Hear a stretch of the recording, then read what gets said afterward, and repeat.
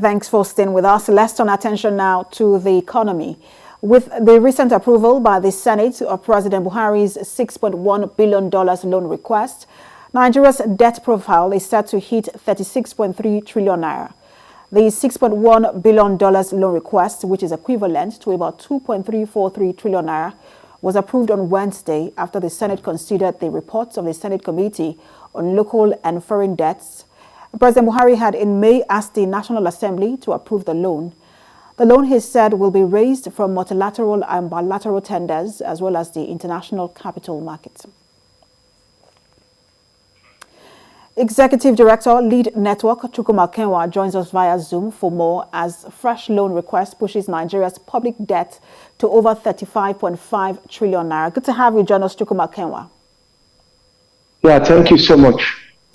So, help us do a breakdown of these figures, especially as it has to do with the bigger economic picture and the risk that this might pose.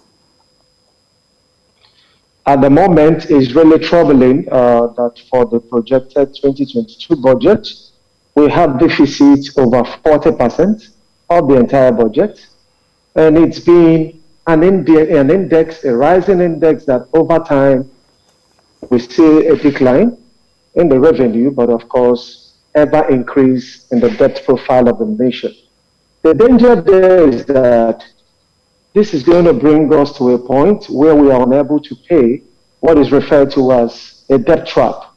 You have a situation where, you have like trying to service your debt, but then the debt is much more than your capacity to service. And by so doing, the nation can be tagged as insolvent because you are unable to meet up with your debt obligations. And that's exactly with the current trajectory where the current administration is headed for. We must not forget that in April, a move like that was made, and this is just July, another debt has been approved. So it's quite worrisome to every mind.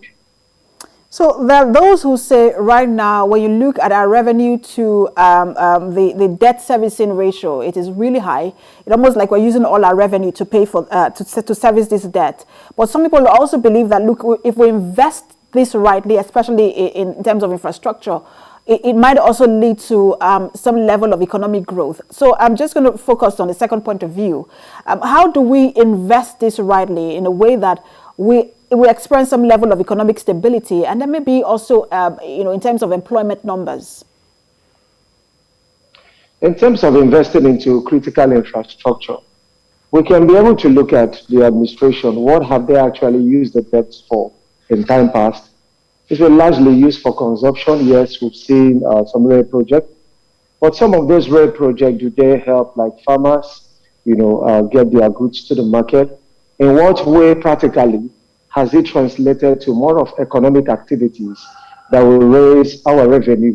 And the very fact that it does appear when we dig one hole to fill another hole, and the more you are trying to fill the hole, the more the hole expands. What that actually shows practically is that all of the things we've done, all of the debts we've collected, we've not been able to properly utilize it to enhance the desired economic growth that will actually help and make it easy for debt servicing. It's been very worrisome, and I'm also very excited, like some renowned Nigerians who also understand, everything about the economy, and I'm talking about Ngozi Okonjo-Iweala and of course Akinwumi Adesina. They have also for one that if Nigeria should continue on this trajectory, then a debt trap and insolvency, it's unescapable as long as the nation is concerned. Executive Director, Lead Network, Chukuma Okenwa, thanks for breaking this down for us. Yeah, thank you.